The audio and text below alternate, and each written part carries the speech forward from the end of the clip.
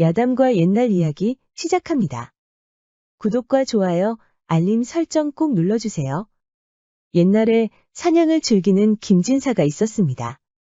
김진사는 어린 시절부터 아버지와 함께 사냥터에 나갔었는데요. 사냥이 거의 일상이다 보니 부인 홍씨와 자주 다투곤 했죠. 마음에 짊어진 짐을 사냥이 덜어준다고 하니 이제 홍씨 부인도 그러려니 했답니다. 그러던 어느 날 김진사가 낙마를 하는 바람에 사냥을 할 수 없게 됐는데요. 부인 홍씨에게는 반가운 일이었지만 김진사가 남자 일을 못하니 점점 불만이 늘어나고 있었습니다. 그렇게 김진사가 밤일을 잘 못하고 있을 때 덕세라는 머슴이 들어왔습니다. 어느 날 홍씨 부인은 의도적으로 덕세 옆에 와서 핀잔을 주었습니다. 덕세야, 그렇게 해서 나무가 잘 쪼개지겠느냐? 왜 그러십니까요, 마님? 무슨 문제라도 있사옵니까? 아니다. 너무 힘을 주는 게 아닌가 해서. 그러다 너 허리 나갈라. 괜찮습니다, 마님. 이래 봬도 이놈이 장작 패는 건 이골이 나 있사옵니다. 그러느냐, 어디 한번 보여줘 보거라. 말이 끝나자마자 덕세는 힘자랑하듯이 도끼를 내려쳤는데요.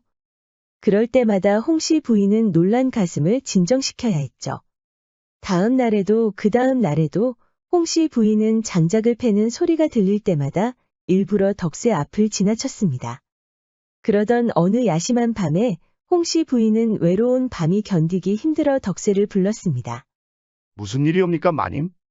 덕세야, 이를 어찌하면 좋으냐? 왜 그러시옵니까? 나리께서 이제 사냥을 나가지 못하시니 이제는 종들에게 그 일을 시키실 모양이구나. 이 몸에게 사냥을 시킨다는 말씀이옵니까? 그렇다는구나. 어쩔 수 없지요. 이왕 사냥 나가는 거 날이 못까지 열심히 하고 오겠사옵니다. 그게 문제가 아니지 않느냐? 그럼 뭐가 문제란 말입니까, 마님? 이제 내가 장작을 패는 모습을 볼 수 없지 않느냐? 덕세는 웃음이 터졌습니다. 마님도 참 그깟 장작 패는 거야 얼마든지 마님 앞에서 보여줄 수 있습죠. 당장 내일이라도 보여줄갑쇼. 순진한 덕세는 홍씨 부인의 마음도 모르고 그 우람한 팔근육을 자랑했죠. 홍씨 부인의 말대로였습니다. 다음 날 아침이 밝아오자 바로 덕세를 포함한 종들이 사냥에 나가야 했습니다. 김진사도 사냥터에 나갔지만 몸이 불편해서 구경만 할 뿐이었죠. 김진사는 이제 사냥에 도가 터서 종들의 사냥이 굉장히 서툴러 보였습니다. 그렇다고 불편한 몸을 이끌고 다시 사냥에 나갈 수는 없는 노릇이었죠. 그렇게 답답한 날이 지나가는데 김진사의 불호령이 떨어졌습니다. 이번에도 제대로 사냥감을 잡아오지 못하면 약속한 돈도 받지 못할 뿐더러 당장 김진사 집에서 나가야 한다는 것이죠. 대신에 이 근방을 떠나서 어디를 가도 좋다는 조건을 달았습니다. 덕세와 같은 종들은 늘 김진사 집 근방을 떠날 수 없었기 때문에 꽤 괜찮은 조건이었습니다. 가장 놀란 사람은 홍씨 부인이었습니다. 덕세야, 이를 어찌하면 좋으냐? 이렇게 네가 떠나버리면 난 어찌한단 말이냐? 순진한 덕세는 홍씨 부인이 자신을 충직한 종으로 여기고 이런 덕담을 한다고 믿었습니다. 그렇게 사냥을 나간 덕세와 종들은 핑계 삼아 김진사 집에서 멀리 떨어져 있는 곳으로 떠났습니다. 그렇다고 허송세월 시간을 보낼 수는 없는 노릇이었죠. 이번에도 별다른 사냥감을 가져가지 못하면 쫓겨날 것이 뻔한데 이를 어찌할꼬? 덕세는 이왕 멀리 나온 김에 바람도 쐴 겸 밖을 나섰습니다. 이번에도 사냥이 안 될까 앞이 캄캄했지만 모처럼 자유인이 된 것처럼 묘한 기분이 들었습니다. 선술집에서 술 몇 잔을 걸치고 나온 덕세는 밝은 달빛 덕분이었는지 모든 것이 아름다워 보였습니다. 특히 돌다리를 건너면서 보이는 경치는 그야말로 장관이었죠. 이대로 양민이 된다면 얼마나 좋을까? 그렇게 다리를 건너 등불이 휘황찬란하게 비치는 청로 앞에 이르렀습니다. 그 밑에는 100냥부터 200냥까지 기생들의 값이 매겨져 있었는데요. 남정네들이 모두 시시덕거리며 들어갈 때 순진한 덕세는 고개를 푹 숙이고 지나가고 있었죠. 그때였습니다. 덕세의 눈길을 사로잡는 가격표가 보였던 것이죠. 무려 1000냥이었습니다. 아무리 순진한 덕세라도 이건 정말 궁금해서 미칠 지경이었죠. 그렇다고 바로 기생을 보겠다고 들어갈 덕세도 아니었습니다.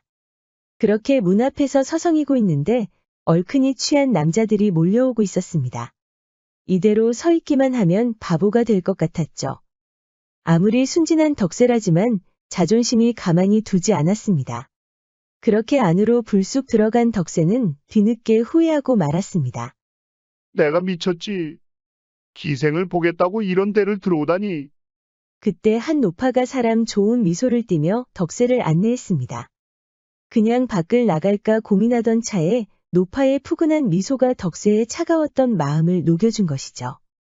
덕세는 이왕 이렇게 된 거 천양이나 되는 기생만 생각하기로 했습니다. 분명히 선녀처럼 아름다울 것이야. 분명히 그럴 거야. 덕세가 잔뜩 기대를 하고 있는데 노파는 잠을 자고 갈 것이냐고 물었습니다. 덕세는 씩 웃으며 이렇게 들어온 이상 어쩔 수 없지 않냐고 대꾸했죠. 드디어 문이 열리자 덕세가 천천히 고개를 들었습니다. 눈이 부시게 예쁘다는 표현을 이럴 때 써야 하는 걸까요? 덕세는 화장을 한 여인이 좌우의 시녀를 거느린 채 등장하는 것을 그저 빤히 쳐다만 보고 있었죠. 천하 일색이로구나. 감탄한 덕세는 여인과 눈이 마주친 뒤에야 급히 고개를 숙였습니다. 아무리 순진한 덕세라지만 여인 때문에 온몸이 화끈해지는 경험은 처음이었죠. 시녀들이 나가고 더 가까운 거리에서 보자 정말로 우아하고 아름다운 자태였습니다. 그 와중에 덕세에게 한 가지 의문이 일었습니다. 이 여인의 눈초리에는 기생처럼 느껴지는 구석이 전혀 없었던 것이죠. 몸가짐부터 태도까지 유래 깊은 양가의 집에서 고이 자란 처녀로 보였던 겁니다. 아무튼 덕세가 여인의 황홀한 자태에 넋이 나가 있는데 여인이 기나긴 침묵을 깼습니다. 상공께서 이런 누추한 곳에 오시니 감사한 말을 어찌 다 하겠습니까? 아닙니다. 저는 그저 사냥을 대신하러 온 종이옵니다. 종이면 어떻고 양반과 자식이면 어떻습니까? 그저 이 여인네를 보러 온 것만으로도 황공하옵니다. 왜 이러십니까? 저는 그럴 만한 놈이 못 되옵니다. 덕세는 꿈을 꾸는 것만 같았습니다. 이런 경국지색과 같은 여인이 마음씨까지 착하다니. 일평생 이렇게 긴장되고 흥분되는 일이 일어날 것이라고는 상상도 못했습니다.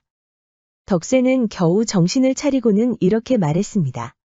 이렇게 범상치 않은 여인이 이런 곳에 있다니 도무지 믿어지지 않사옵니다.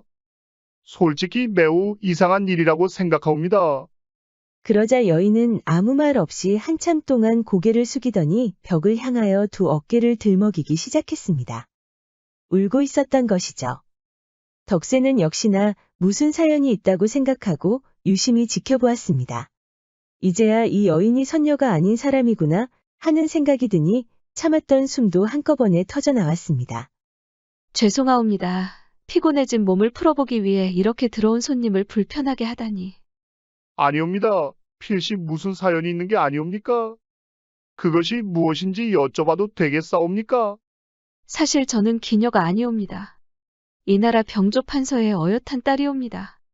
덕세는 깜짝 놀라 그 자리에서 무릎을 꿇었지요. 아이고 마님, 몰라뵈서 죄송합니다. 이러지 마시어요. 저는 이제 보잘것없는 여인이옵니다. 그러지 마시고 제 이야기를 좀 더 들어주시옵소서. 덕세는 놀란 가슴을 진정시키고는 천천히 여인 앞에 앉았죠. 실은 저희 아버지께서 군량과 관련해 큰 피해를 입으셨습니다.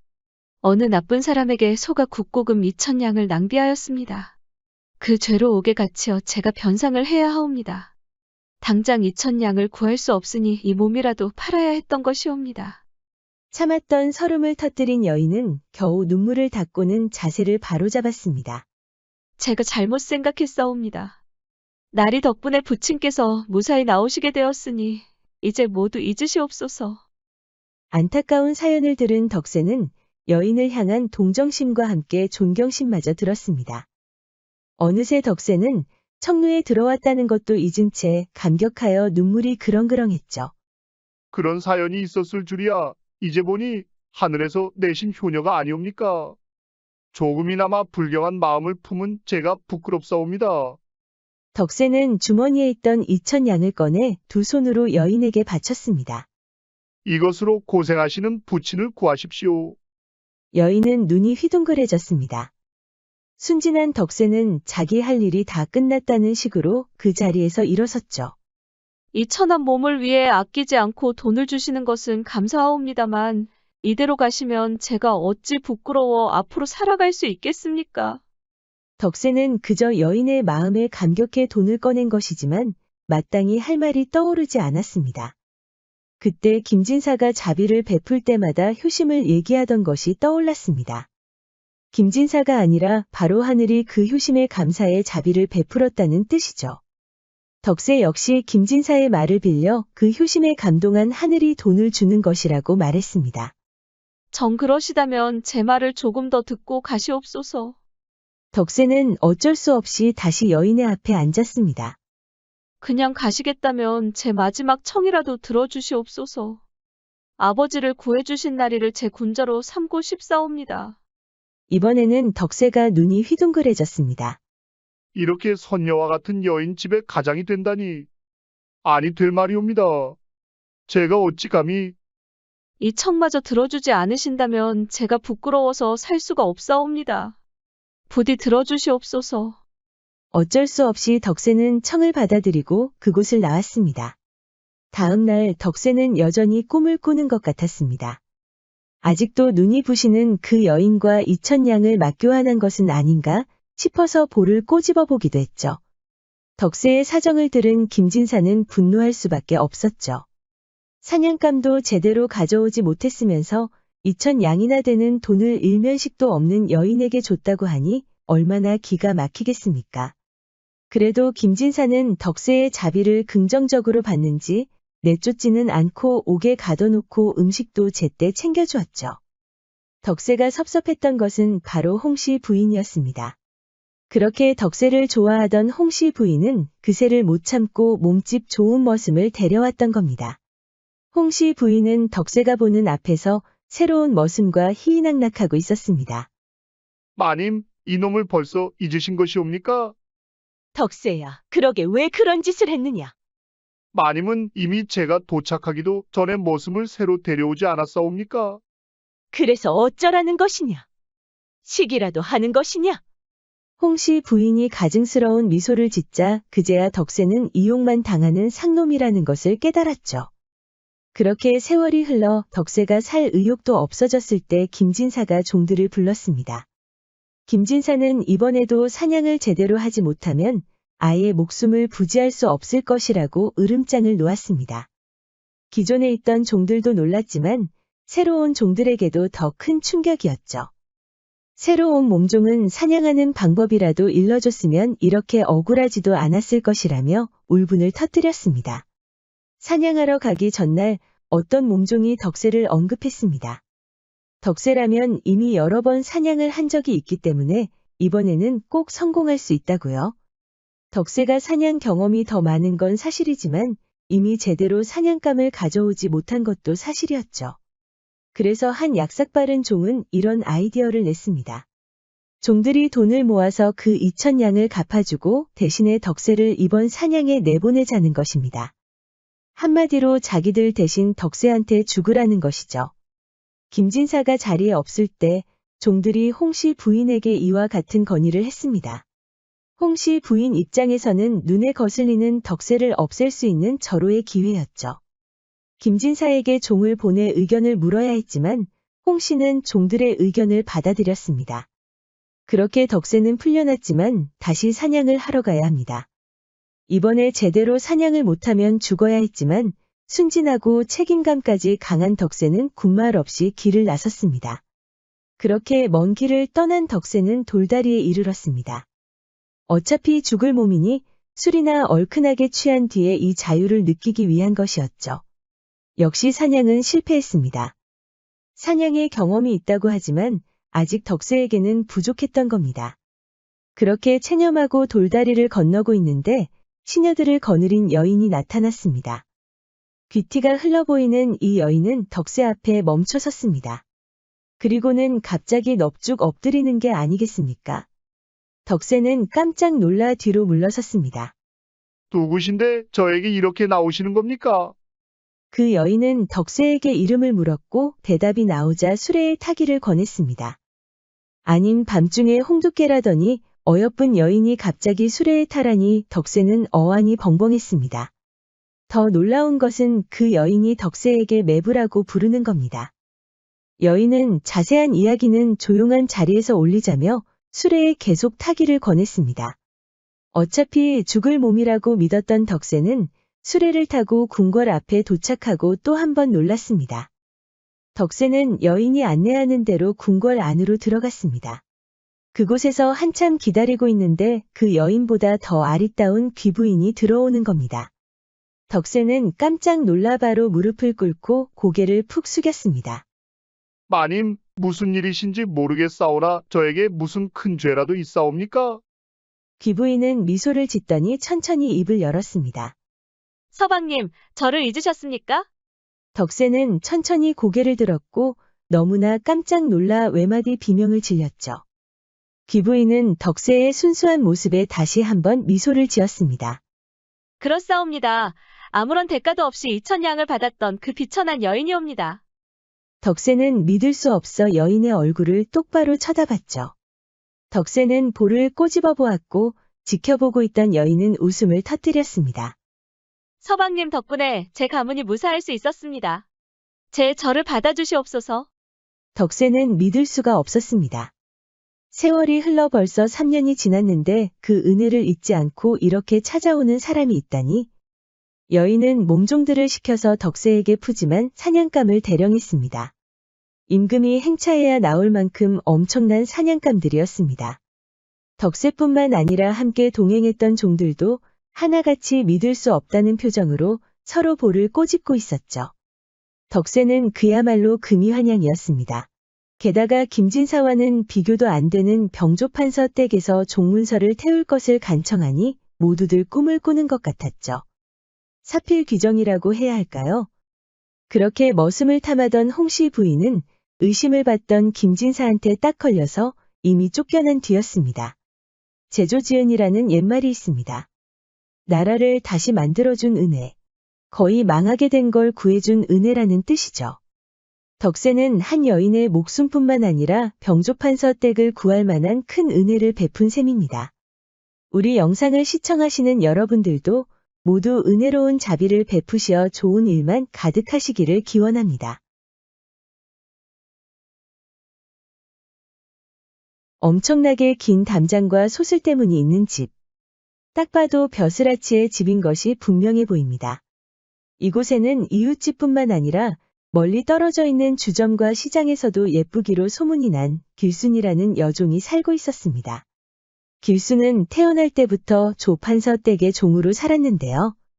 워낙 절세미인이라서 지나가는 양반들도 울고 갈 정도였죠. 어떤 양반은 돈을 줘서라도 종의 신분을 면하게 하고 싶다고 했는데요. 그것을 바로 속량전이라고 부릅니다. 그만큼 길순을 탐내는 남정네들이 많았죠. 어느 날 길순이 삼태기에 담긴 쓰레기를 두엄더미에 버리려고 나오는데 따라오는 남정네가 있었습니다. 워낙 따라다니는 남자들이 많다 보니 길순이도 이제 그러려니 하면서 고개를 돌려보았습니다. 그런데 웬 우락부락하게 생긴 장사치 한 명이 서 있는 게 아니겠습니까? 딱 봐도 신분이 낮아 보였고 나이도 30을 훌쩍 넘긴 것처럼 보였습니다. 길순은 겁먹은 표정으로 그대로 돌아가 버렸는데요. 늙은 여종도 그 사내를 보더니 흠칫 놀라며 길순을 집 안으로 데려갔습니다. 그런데 이 사내 생긴 건 우락부락해서 무서워 보이는데 아이처럼 놀라며 문 옆으로 후다닥 뛰어가는 게 아니겠어요? 혹시나 길순이 다시 밖으로 나오는 건 아닌지 노심초사하며 기다리고 있었습니다. 이 장사치의 이름은 팔덕이라고 합니다. 길순을 보고 한눈에 반해서 며칠 전부터 계속 지켜보고만 있었죠. 팔덕은 다른 남정네들처럼 소문을 듣고 온 게 아니었습니다. 그저 장사를 하러 떠돌이 생활을 하다가 우연히 목격한 것이죠. 그때부터 팔덕은 조판서 댁 주변을 떠나지 않고 가끔 까치발을 하고 담장 안을 훑어보기도 했습니다. 누군가가 변하면 주변 사람들이 가장 먼저 알아보는 법이죠. 친구 유서방이 바로 그랬습니다. 이복의 자네, 무슨 일이라도 있는 겐가? 팔떡은 아무런 대답도 하지 않고 그저 먼 산만 바라보고 있었죠. 계속 불러도 대답이 없자 유서방은 조심스럽게 다가갔습니다. 팔떡은 유서방의 인기척도 모르고 있었습니다. 대체 무슨 생각을 하고 있길래 내가 온 것도 모르나? 팔떡은 대답도 하지 않고 다시 먼 산을 바라보며 땅이 꺼지도록 한숨을 쉬었습니다. 이제 장사도 접은 건가? 그게 아니네. 그럼 왜 그러는 건데? 사람이 불러도 대답도 없고 온종일 정신 나간 사람처럼 왜 그래? 어디 아픈 겐가? 아프면 치료해 줄 수 있는가? 무슨 병인데 그래? 부끄러우면 이 귀를 빌려줄 수도 있네. 팔떡이 속삭이자 유서방은 웃음을 터뜨렸습니다. 이 친구 아주 제대로 병이 도졌구먼. 내가 무슨 병인데 그렇게 재밌게 웃는 겐가? 사람들은 그걸 상사병이라고 부르지. 그렇게 비웃지만 말고 진지하게 대답해 주게 내가 어찌하면 좋겠나? 팔떡은 조판서 댁 여종 길순을 좋아한다고 솔직하게 고백했습니다. 장사를 위해 이곳저곳을 같이 떠돌던 유서방은 기겁할 수밖에 없었죠. 자네 그냥 꿈꿨다고 생각하게. 왜 그래야 하는데? 이미 길순 앞에 남정네들이 줄을 섰어. 오죽하면 양반들도 걔를 탐하겠나? 그런데 자네처럼 이렇게 보잘것없는 장사치를 거들 떠나보겠나? 아니면 송량전을 주고 종문서에서 길순이를 빼달라고 부탁할 수밖에 없는데 그럴 재간이 있어. 팔떡은 다시 먼 산을 바라보면서 한숨을 쉴 수밖에 없었습니다. 그러는 동안에 길순은 늙은 여종과 대화를 나누고 있었습니다. 아까 그 남정네는 누군가? 누구 말이에요? 그 덩치 좋은 모습 말이여.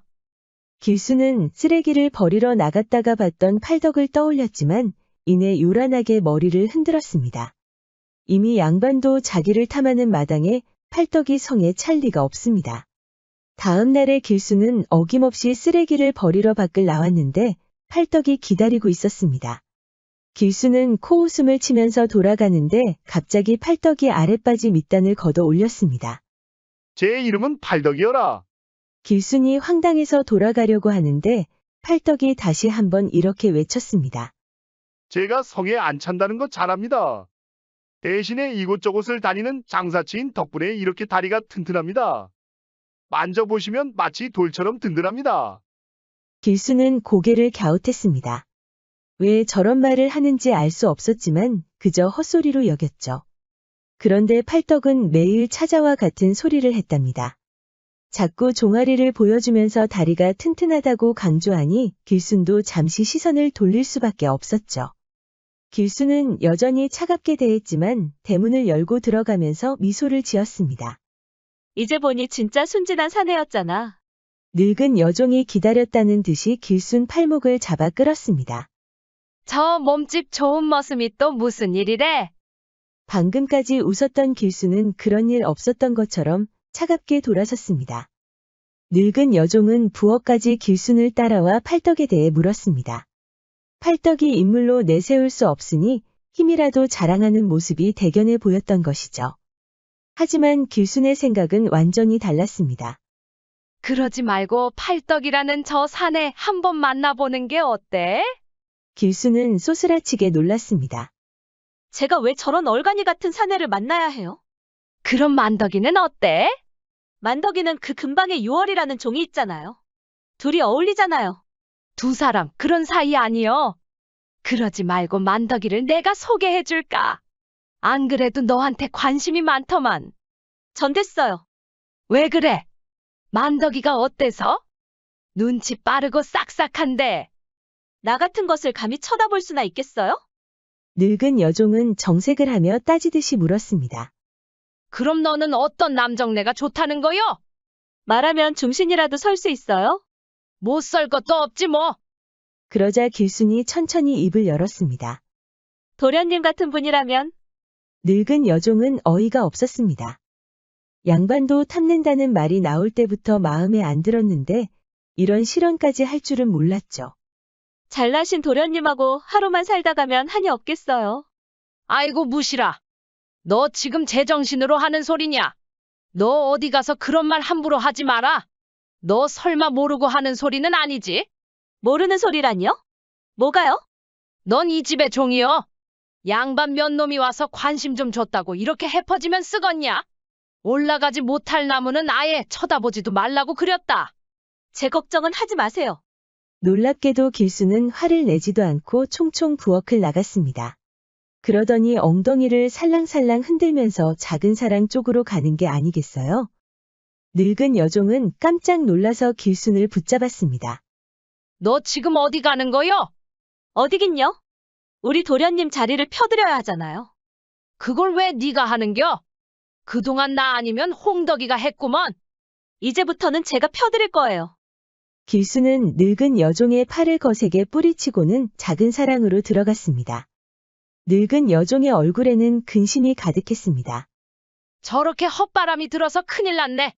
길수는 한동안 작은 사랑 안의 동정을 살피고는 작게 헛기침을 했습니다. 밖에 누가 있는가? 방문이 열리면서 김도령이 고개를 내밀었습니다. 당황한 길수는 고개를 푹 숙였죠. 거기서 뭘 하는 것이냐? 길순이 잠자리 얘기를 하면서 그윽하게 김도령을 쳐다봤습니다.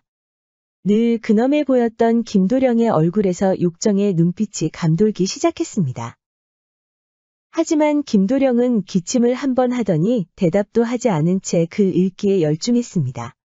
늙은 여종이 말한 대로 신분 차이는 극복할 수 없었던 걸까요?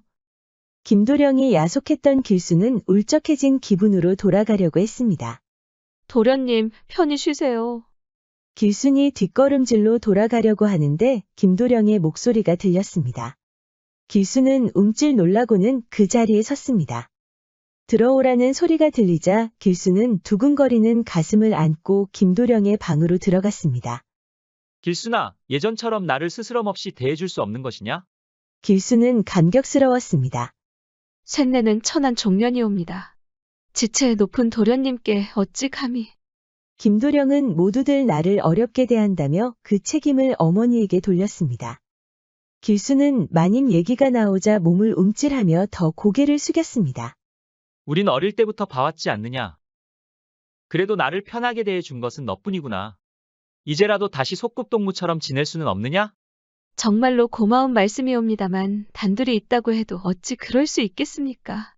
길순의 눈에는 어느새 이슬이 맺혀 있었습니다. 신분의 차이를 극복했다는 마음에 복받쳐 오른 것이죠. 앞으로 우리 두 사람만 있을 때는 양반이니 상놈이니 따지지 말도록 하자. 김도령은 길순의 손목을 잡으며 조심스럽게 끌어당겼습니다. 길순은 큰 잘못이라도 한 것처럼 가슴이 쿵쾅거렸죠. 마치 꽃이 만개한 것처럼 아름답구나. 이제 어른이 됐어. 길순이 눈을 꼭 감고 있을 때 김도령은 씩 웃으며 그녀의 봉긋 솟아오른 젖가슴으로 시선을 돌렸습니다. 김도령의 손길을 느낀 길순은 거친 숨을 몰아쉬었죠. 김도령이 괜찮다고 몇 번을 말하자 그제야 길순은 마음을 놓고 그대로 받아들였습니다. 밤새도록 두 사람은 달콤한 말을 나눴고 서서히 몸은 뜨거워졌죠. 김도령의 온기에 이어 입김이 다가오자 길수는 마치 꿈을 꾸는 듯했습니다. 그렇게 헤어진 두 사람은 밤만 되면 정자에서 만나기로 약속했습니다. 그리고 이 모습을 새로 들어온 덕순이가 목격했습니다. 덕수는 바로 조판서 부인 안방으로 향해 모든 사실을 말했습니다. 너무나 기가 막힌 조판서 부인은 벌떡 일어나 당장이라도 김도령과 길순을 요절낼 것만 같았습니다. 하지만 부인은 이내 침착하게 심호흡을 하더니 그래봐야 누워서 침 뱉기가 아니겠는가? 조판서 부인은 당장은 참았지만 도저히 용서할 수가 없었습니다. 과거 볼 날이 얼마 남지 않아 글 공부에 여념이 없어도 모자른 판에 가문의 먹칠까지 하니 말이죠. 길순과 김도령은 조판서 부인의 분노도 모른 채 혼례까지 입에 올리고 있었죠. 김도령은 양반이니 상놈이니 누가 만들었는지 모르겠다며 백년해로를 할 수 있다고 확신했습니다. 길수는 그저 김도령이 그런 말을 하는 것만으로도 고마울 따름이었습니다. 김도령은 길순의 눈에서 빛이 날 때마다 그 설익은 육체를 탐했죠. 그러던 어느 날 조판서 부인이 길순을 불렀습니다. 부인이 종을 직접 부르는 일은 그리 많지 않았기 때문에 모두가 의아했죠. 길순은 왠지 김도령과 관련이 있는 것 같아 몹시 불안했습니다. 조판서 부인은 예상외로 자상했습니다. 성난 얼굴을 여러 번 봤던 길순으로서는 적잖게 당황스러웠죠. 길순아, 요즘 들어서 더 예뻐지는구나. 이제 시집 갈 때가 됐구나. 길수는 시집이라는 말이 나오자 가슴이 두근거리기 시작했습니다. 설마 김도령을 얘기하는 것은 아닌지 기대했던 것이죠. 어찌 됐든 길수는 조금이나마 마음을 놓을 수 있었습니다. 무슨 일이시옵니까, 마님? 잠깐 도련님을 봐줘야겠다. 도련님을요? 그래, 나는 곧 있을 잔치를 준비해야 해서 시장에 나가봐야 한다. 도련님이 순해서 울지도 않는단다. 편하게 볼 수 있을 게야. 길수는 환하게 웃었습니다. 마님이 불렀다고 해서 걱정부터 앞섰는데 이제야 진짜로 마음이 놓인 것이죠. 그렇게 아기 도령 옆을 지키고 있는데 갑자기 누군가가 엉덩이를 탁하고 치는 것이었습니다. 아기 도령 외에는 아무도 없는 방이라 워낙 고요했기에 길수는 소스라치게 놀랐습니다. 뒤를 돌아보니 김도령이었습니다. 아기 도령의 정신이 팔려 있을 때 소리 안 나게 방문을 열고 들어왔던 것이죠. 김도령은 참았던 욕정을 다시 채우기 시작했습니다. 길순을 와락 안더니 양손으로 엉덩이를 꽉 쥐었습니다. 그동안 따뜻하게 대했던 김도령이 거칠게 나오자 길순은 놀랄 수밖에 없었습니다. 아기 도령이 깨지는 않을까 걱정도 됐죠. 도련님, 여기는 곤란하옵니다. 이따 밤에 정자에서 보시지요. 참을 수가 없구나. 너만 생각하면 보고 싶어서 참을 수가 없어. 김도령은 바로 길순의 입술을 훔쳤습니다. 생각지 못한 기습의 길순은 눈이 휘둥그레졌습니다. 김도령만의 따스한 온기는 온데간데없고 서늘한 기운이 길순의 몸을 휘감는 기분이었습니다. 길순은 정자에서 만남을 약속으로 겨우 김도령을 내보냈습니다. 조판서 부인이 도착할 때까지도 길순은 쉽게 진정할 수가 없었습니다. 아이가 보채지 않더냐. 예, 마님, 깨지도 않고 주무십니다. 돌잔치 때문에 바쁜 줄 아는 모양이구나. 이렇게 세상 모르고 자는 것을 보면. 길순이 그렇게 나가려고 하는데 조판서 부인이 불렀습니다. 길순아, 아이 옆에 있던 금두껍이 어디 있느냐. 길순은 놀라서 주변을 둘러봤습니다. 금두꺼비는 처음 듣는 소리였는데 알고 보니 금두꺼비가 첫돌을 맞는 아이의 놀이개였던 겁니다. 조판서 부인이 금두꺼비 얘기는 하지 않았지만 아이 옆에 있어야 하는 건 당연한 이치였죠. 길순은 당황했습니다. 금두꺼비는 처음 듣는 소리며 여기 있는 줄도 몰랐다고 했지만 조판서 부인의 얼굴이 점점 무섭게 돌변하고 있었습니다. 그날 밤에 길순의 비명 소리가 들렸습니다. 그 소리에 깜짝 놀란 김도령은 혹여 어머니가 눈치를 챈 건 아닌지 겁부터 났죠. 예상대로였습니다. 김도령은 길순이 도둑으로 몰렸는데도 전혀 나와보지도 않고 아무런 말도 하지 않았죠. 길순은 화가 났습니다. 신분 차이 극복을 운운하던 건 바로 김도령이었으니까요. 그렇게 한 해가 지났습니다. 그동안 길순을 그리워하던 팔떡은 영문도 모른 채 근방을 어슬렁거리만 했죠. 시간이 지나서 자초지종을 알게 된 팔떡은 지금까지 벌어들인 돈을 모두 모아서 송량전을 만들었답니다. 김도령은 집을 나갔는데 분명히 조판서 부인의 짓이었죠. 길순은 모함에서 겨우 벗어날 수 있었지만 예전의 미모는 찾을 수 없었습니다. 혹독한 고문을 당했기 때문이었습니다. 팔떡의 송량전 덕분에 양민이 된 길순은 조용히 조판서 댁을 나왔습니다. 시간이 지나 희한한 주점이 있다는 소식이 들렸습니다. 아주 아리따운 여인이 주인이라고 하는데 여기에서 술을 마시려면 종아리부터 보여줘야 한다고요? 예쁜 여인이 종아리를 보고 만지기까지 한다는데 마다할 남정네들이 없었습니다. 구름대처럼 몰려든 이 주점은 얼마 가지 않아 큰돈을 굴릴 수 있었습니다. 남정네들의 종아리를 직접 보고 만지는 이 수상한 여인은 바로 길순이었습니다. 아랫바지 밑단을 올려 힘을 자랑했던 팔떡을 찾기 위한 것이었죠. 길순은 돈은 많이 벌었지만 팔떡을 찾지 못해 매일 실망만 하고 있었습니다. 그러던 어느 날 행색이 초라한 남자가 한 명 찾아왔습니다. 나리도 여인이 몸을 만진다고 하니 오셨습니까? 몸을 만진다니 무슨 말인지 모르겠구려. 그저 여기가 돈은 적게 받으면서 술과 안주를 많이 준다고 해서 온 것뿐이요. 길수는 깜짝 놀라 몸을 바로 잡더니 천천히 그 남자의 종아리를 만져보았습니다. 많이 야위셨군요. 무슨 말이오? 그것을 어찌? 남자도 익숙한 목소리에 눈을 부릅뜨고는 문틈 사이로 고개를 돌렸습니다. 수염이 덥수룩해졌지만 분명히 남자는 팔떡이었습니다. 그제야 문을 연 길수는 눈물을 흘리고 있었습니다. 제 앞에서 그 튼튼한 다리를 보여주시지 않았습니까? 저 때문에 이렇게 야위다니. 그럼 다리를 만지겠다고 한 이유가? 두 사람은 한동안 바라보며 눈물만 흘렸습니다. 길순의 사연을 이미 전해 들었던 남정네들은 그날 밤 조촐한 잔치를 벌였답니다. 태연지은이라는 옛말이 있습니다.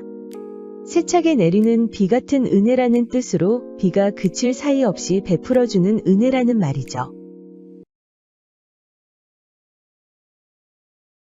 옛날에 김진사라는 청렴한 남자가 있었습니다.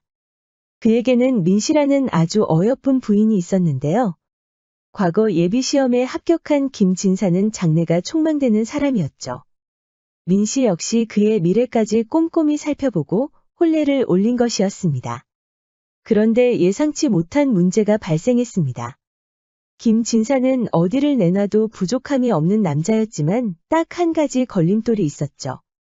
바로 사내구실을 제대로 못했던 겁니다. 사실 민씨가 김진사에게 반한 결정적인 이유는 외모였습니다. 민씨도 어느 여자에게 뒤처지지 않는 미모의 여인이었습니다. 여러 남자들이 울고 갈 정도로 콧대가 아주 높았던 민씨는 김진사를 보고 한눈에 반해버렸죠. 김진사도 쉽게 마음을 주지 않는 남자였는데 민씨의 아름다움과 분위기에 취해 큰 고민 없이 만났던 것이죠. 처음에는 그저 김진사가 긴장을 많이 한 탓이라고 생각했습니다. 그때마다 민씨는 김진사를 이해해주고 넘어갔죠. 하지만 욕구 불만은 나날이 쌓여가면서 민씨도 조금씩 지쳐가고 있었습니다. 문제는 김진사가 전혀 눈치를 못 채고 있다는 겁니다. 한 번은 민씨가 잠자리 이후에 크게 짜증을 냈는데도 별 감흥이 없어 보였습니다. 사내구실도 제대로 못하면서 저렇게 눈치까지 없다니. 그렇다고 장래가 촉망받는 남자를 버릴 수도 없는 노릇이었습니다. 그러던 어느 날 근방 주점에서 점 꽤나 잘 보는 무당이 있다는 얘기를 들었습니다. 특히 남녀 관계가 서툰 부부들에 대해서 족집게처럼 잘 맞힌다는 겁니다. 얼마나 대단한 무당이길래. 민씨는 그동안 미신을 믿지도 않았고 오히려 천대했습니다. 지체 높은 집안 사람으로서 미신 같은 건 절대 믿을 게 못 된다는 것이죠. 그런 민씨가 무당을 찾아간다는 건 그만큼 절박하다는 뜻이었습니다. 민씨는 무당집 앞에서 크게 심호흡했습니다. 낯뜨거운 일을 당하더라도 꿋꿋이 버티겠다고 각오한 것입니다. 예전부터 무당들은 객인들을 함부로 대한다는 얘기를 들었던 겁니다. 그런데 이게 무슨 일입니까? 민씨는 그저 평범한 양민댁 부인처럼 행세를 하고 왔는데도 무당은 오히려 따뜻하게 대접해 주는 것입니다. 그동안 많이 힘드셨지요? 민씨는 기분이 묘했습니다. 무당은 겉으로만 보면 그저 평범한 아낙네로 보였습니다. 힘들었냐는 말 한마디에 울컥할 뻔했죠. 자네는 내가 누군지 아는가? 제가 어찌 부인을 알겠습니까? 그런데 보자마자 왜 힘들었냐는 말부터 하는가? 얼굴에 다 쓰여 있는데요. 민씨는 갑자기 무기력한 기분이 들어서 불쾌해졌습니다. 무당은 금방 눈치챘는지 걸걸하게 웃었습니다. 농입니다요. 바깥 어르신과 궁합이 잘 맞지 않으시지요? 그런 얘기는 나도 할 수 있을 것 같은데. 알겠습니다. 농은 여기까지 하죠.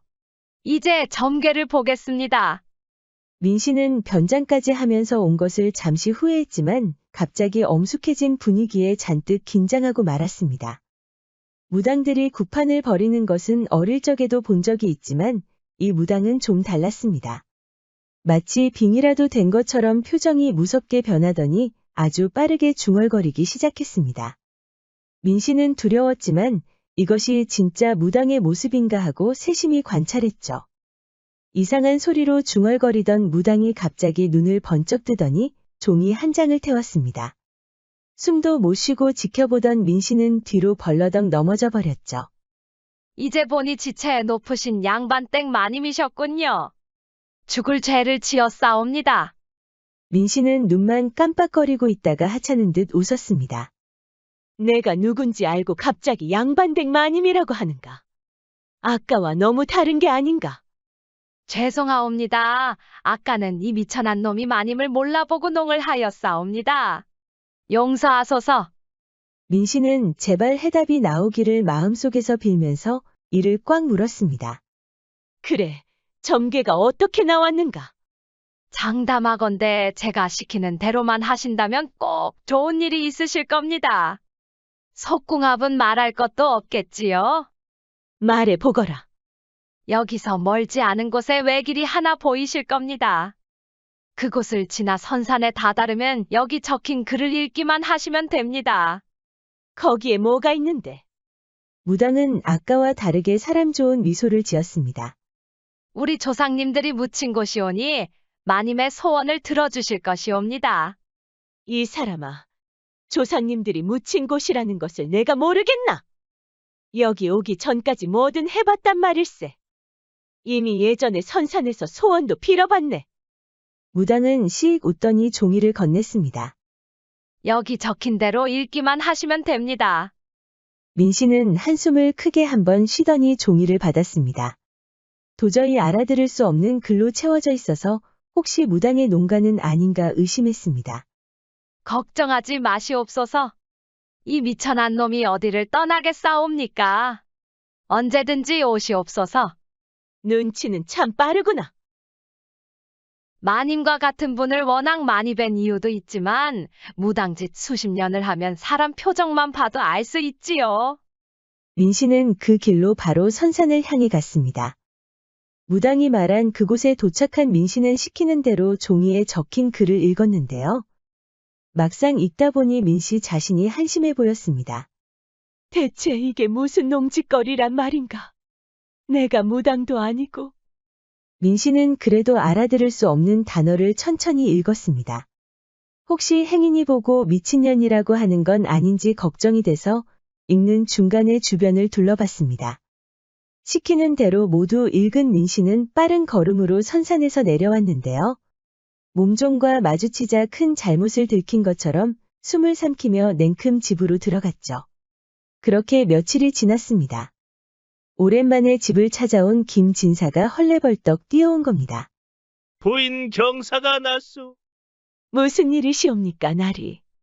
내가 좌참찬이 됐소이다. 민 씨도 기뻐서 김진사와 끌어안고 덩실덩실 춤을 췄는데요. 며칠 동안 집안에 큰 복이 왔다면서 먼 친척 일가들까지 와서 축하를 해주었지요. 그리고 민 씨는 그날 밤을 기대했습니다. 모처럼 치장을 하고 김진사가 사랑채에 들어오기를 기다렸는데요. 김진사는 인사불성이 되도록 술에 취해 있었습니다. 그래도 김진사는 민 씨를 오랜만에 안아서인지 제대로 불을 질러보았습니다. 두 사람은 축시가 넘도록 밤을 보냈습니다.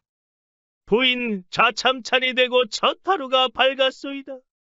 다음 날 아침 김진사는 기쁜 얼굴을 하며 일어났지만 민 씨는 그럴 수가 없었습니다. 여전히 사내구실을 못했던 것이죠. 민 씨가 특히 기분 나빴던 것은 김진사 혼자 좋아서 온종일 해벌레 웃고 있었던 겁니다. 민 씨는 계속 불편한 얼굴을 하고 있는데도 좌참찬 노래만 불렀지요. 부인 좌참찬이 되고 첫 주반이구려. 부인 좌참찬이 되고 첫 석반을 위해 일찍 왔소이다. 부인 좌참찬이 되고 초이튿날이 밝았소이다. 민 씨는 불만이 많았지만 승승장구하는 가장을 나무랄 수는 없었습니다. 그렇게 며칠이 지나도 김진사가 달라지는 것이 없자 무당이 떠오를 수밖에 없었습니다. 민 씨는 당장 무당을 찾아갔지요. 마님, 참 오랜만에 뵙사옵니다. 자네는 내가 점괘를 보러 온 것으로 보이나? 무당은 민 씨 얼굴을 빤히 쳐다보더니 그 특유의 걸걸한 웃음소리를 냈습니다. 마님은 욕심도 많으시군요. 욕심이라고 하였는가? 그렇사옵니다. 지금쯤이면 나리가 벼슬 하나를 더 얻으셨을 텐데 더한 것을 원하시려고 오신 게 아니옵니까? 그 반댈세. 그럼 무슨 일로 오신 것이옵니까? 민 씨는 분한 마음을 가라앉히고 천천히 설명했습니다. 그래.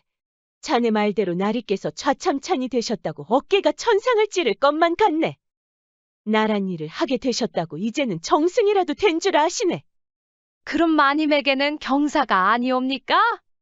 내 말을 끝까지 듣게. 죄송하옵니다, 마님. 민 씨는 누구라도 들을까 부끄러워 무당에게 가까이 접근했습니다. 내가 원하는 건 그런 게 아니지 않나. 물론 나리께서 잘 되시는 건 나도 원하는 일이지만. 그때 무당이 또 한 번 걸걸한 웃음소리를 냈는데요. 마님도 참 뭔가 잘못 알고 계시옵니다. 무슨 말인가? 저는 내외 일에 관여하지 않사옵니다. 점괘를 보니 나리가 야심이 많아 소가리를 많이 하신 것으로 나왔사옵니다. 그래서 조상님들이 알아들으실 수 있도록 쪽지를 건네드린 것이옵니다. 민 씨는 황당했습니다. 시키는 대로만 하면 김 진사의 밤일이 달라질 줄 알았는데 일복만 늘어난 것이죠. 그날 이후로 민 씨는 의욕을 잃었습니다. 가장이 잘 되는 것은 좋지만 욕구 불만이 계속 쌓여만 가고 있었죠. 그러던 어느 날 민 씨 집으로 덕세라는 새로운 머슴이 들어왔습니다. 쌀가마니를 들고 오는 덕세를 본 민 씨는 가슴이 떨려왔습니다. 덕세의 듬직한 가슴을 보면서 진짜 남자가 흘리는 땀이구나 하는 생각이 들었죠. 덕세가 들어오고 며칠이 지난 후에 술에 인사불성이 된 김 진사가 들어왔습니다. 부인 좌참찬이 되고 처음으로 술에 취해보는구려. 그놈의 좌참찬 이제 그만하시는 게 어떻습니까? 민 씨는 보란듯이 화를 냈지만 김 진사는 여전히 눈치 없이 좌참찬 노래를 불렀습니다. 나리, 좌참찬이 되신 것은 경아드릴 일이옵니다만 이제 그만하셔도 되지 않겠습니까? 왜 그러시오, 부인? 무슨 안 좋은 일이라도 있어? 민 씨는 바로 당신이 밤일을 못해서 화가 난다라고 말하고 싶었지만 꼭 참았습니다. 좌참찬이 되신 게 벌써 얼마나 지났습니까? 글쎄, 얼마나 지났소? 벌써 한 해가 지났습니다. 좌참찬이 됐다고 온 집안에서 축하한 일이 벌써 한 해가 지났단 말입니다. 아니, 부인, 왜 그리 화가 나셨소? 민 씨는 솔직하지 못한 자신에게 더 기가 막혔습니다. 그놈의 체면 때문에 욕구 불만이라고 말하지 못한 것입니다. 결국 민 씨는 김 진사와의 밤일을 포기하고 새로운 머슴 덕세에게 시선을 돌렸습니다. 덕세가 땀을 흘리며 장작을 패고 있는 어느 날, 민 씨는 조심스럽게 그를 따라갔죠. 민 씨는 나무를 모으고 있던 덕세 뒤에서 갑자기 나타날 생각이었습니다. 장난기가 생겨서 덕세의 겁먹은 얼굴을 보고 싶었던 겁니다. 그런데 이게 웬일입니까? 민 씨가 뒤에서 천천히 접근하고 있는데 갑자기 덕세가 뒤로 획 돌더니 마님인 줄 알았구먼요. 오히려 덕세가 덤벼들었던 겁니다. 그렇습니다. 덕세는 이미 민 씨가 자신에게 흑심이 있다는 것을 눈치채고 있었죠. 민 씨와 덕세는 아무도 없는 한복판에서 뜨거운 욕정을 불태웠습니다. 시간 가는 줄 모르고 뒹굴던 두 사람은 해시가 다 돼서야 옷을 챙겨 입었죠. 마님 경아들이옵니다. 뜬금없이 무슨 말이냐? 그렇게 바라던 일을 오늘에서야 이루지 않으셨사옵니까? 덕세가 능글맞게 웃었는데도 민 씨는 기분이 나쁘지 않았습니다. 괘씸하구나. 제가 큰 잘못이라도 했다는 말씀이옵니까? 아니, 괘씸해서 좋다는 뜻이다. 이번에는 민 씨가 덕세를 덮쳤습니다.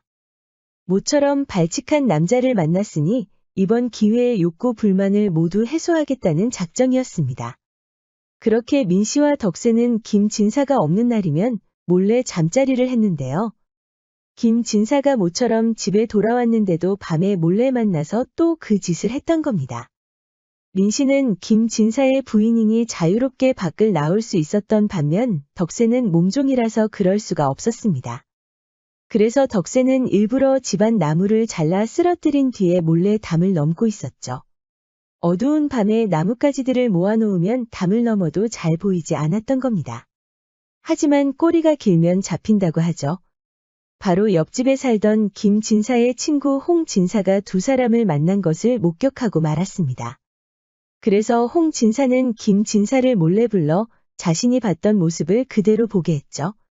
그런데 이상한 일이었습니다. 홍 진사가 아무리 머슴덕세라고 해도 김 진사는 아무것도 보이지 않는다는 것이었습니다. 잘 보시게 잠시 후면 또 보게 될 것이네. 또 그 말인가? 자네는 대체 헛것을 몇 번이나 보는 것이야? 이번에도 덕세는 나뭇가지 뒤에 숨어서 주변을 살피더니 담을 넘었습니다. 저게 보이나? 뭐가 말인가? 내가 왜 헛것을 보고 자네를 불렀겠나? 저 자는 바로 자네 집 몸종 덕세가 아닌가? 지금 만나러 가는 사람이 바로 자네 부인. 자네가 보았다는 것을 나는 보지 못했으니 그것이 헛것이지 뭐란 말인가? 홍 진사는 바로 민 씨를 말하려고 했는데 김 진사는 바로 말을 막아서는 눈치였습니다. 그만두세. 오늘은 종일 술이나 마시며 얘기하지. 홍 진사도 눈치를 채고 있었습니다. 김 진사도 덕세를 보았으면서 일부러 못 본 척했다는 것을요. 다음 날 밤에도 민 씨는 약속한 정자에서 덕세를 기다리고 있었습니다. 나뭇가지가 흔들리는 소리가 들리자 민 씨는 바로 고개를 돌렸죠. 덕세냐? 대답이 없자 민 씨는 조금 움츠러들었습니다. 거기 누군데 그렇게 숨어 있는가? 나뭇가지 사이로 고개를 내민 사람은 다름 아닌 김 진사였습니다. 민 씨는 소스라치게 놀랐죠. 이렇게 여자로서의 인생이 끝나는구나 하고 고개를 숙이고 있는데 김 진사가 천천히 다가왔습니다. 김 진사의 얼굴은 그 어느 때보다 굳어 있었습니다. 민 씨는 사실 이런 날이 오기를 각오하고 있었습니다. 이미 김 진사를 배신한 몸이니 언젠가는 죽어도 할 말이 없다는 것이죠. 그런데 김 진사의 반응은 의외였습니다. 민 씨를 때리지도 않았고 타박하지도 않았죠. 오히려 민 씨의 손을 잡고서 조용히 집으로 들어온 것입니다. 김 진사는 사랑채에 민 씨를 데려 앉혀놓고서는 바로 밖을 나갔습니다. 그렇게 며칠 동안 김 진사는 아무 말이 없었습니다. 그동안 민 씨는 사랑채에서 나오지 않고 눈물만 흘렸죠. 덕세는 바로 그 집에서 쫓겨났고 소식을 알 수가 없었습니다. 민 씨는 자신의 치부를 모른 척해준 김 진사에게 너무나 미안해 다시 무당을 찾았습니다. 이번에는 확실히 가장의 벼슬을 위해 찾았던 것이죠. 무당은 미소를 지으며 이번에도 종이를 건네주었습니다. 더 깊은 선산으로 가야 했던 민 씨는 군말하지 않고 험한 길을 떠났습니다. 그렇게 한 해가 지났습니다. 민 씨가 떠났다고 믿었던 김 진사는 하염없이 눈물을 흘렸는데요. 어느 날 한밤중에 입궐하라는 명이 떨어졌습니다. 영문도 모른 채 임금 앞에 선 김 진사는 잔뜩 긴장하고 있었죠. 임금의 입에서 나온 말은 정말 황당했습니다. 처음에는 조상들 무덤이 있는 위치를 묻더니 여인이 나오는 꿈을 꾸었다는 겁니다. 비곡성 같은 소리에 끌려간 임금이 산골로 들어갔는데 그곳 무덤에서 김 진사를 정승이 되게 해달라는 소리가 들렸다는 겁니다. 김 진사는 얼굴이 하얘지도록 놀라고 말았습니다. 임금 말로는 안 그래도 삼정승 중 우의정 자리가 비어 노심초사하던 중이라는 겁니다. 김 진사는 선산의 위치를 다시 물었는데 놀랍게도 그곳은 무당이 민 씨에게 가보라고 했던 곳이었습니다. 김 진사는 그제야 임금에게 자초지종을 설명했습니다. 임금은 너털웃음을 치더니 승지에게 우의정 퇴궐하신다고 말하였습니다. 우의정이 된 것은 기쁜 일이지만 김 진사는 궁궐을 나오면서 눈물만 흘렸습니다. 이 모든 게 뒤늦게 죄책감에 시달린 민 씨의 기도 덕분이라는 것을 알았던 겁니다. 반수불수라는 옛말이 있습니다. 엎질러진 물을 다시 주워 담을 수 없다는 뜻으로 이미 지난 일을 후회해도 아무 소용이 없다는 것이죠.